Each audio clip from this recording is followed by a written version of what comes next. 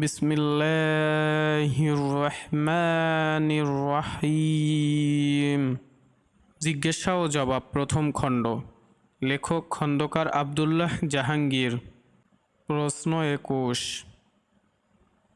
আমার স্বামীর 46 বছর বয়স, কিন্তু সে নামাজ রোজা কিছুই করে না। কি করলে তার এই গুনাহ মাফ হবে? কি করলে আল্লাহ তাআলা তাকে হেদায়েত করবেন? উত্তর: এই দুশ্চিন্তার জন্য আপনাকে ধন্যবাদ জানাই। কারণ স্ত্রীর অন্যায় করলে স্বামী গুনাহগার হন, কিন্তু স্বামী অন্যায় করলে স্ত্রী গুনাহগার হন না। তারপরেও আপনার এই দুশ্চিন্তা করাটা আপনার ধার্মিকতা এবং স্বামীর প্রতি ভালোবাসার প্রকাশ।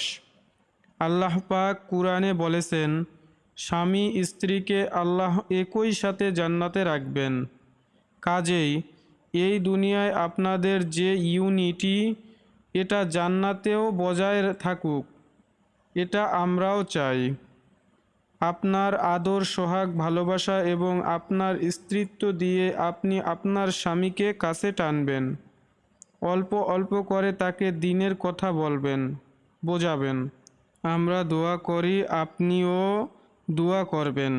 কুরআনে আল্লাহ যে দোয়াটা শিখিয়েছেন, রব্বানা হাব লানা মিন আজওয়াজিনা ওয়া যুররিয়াতিনা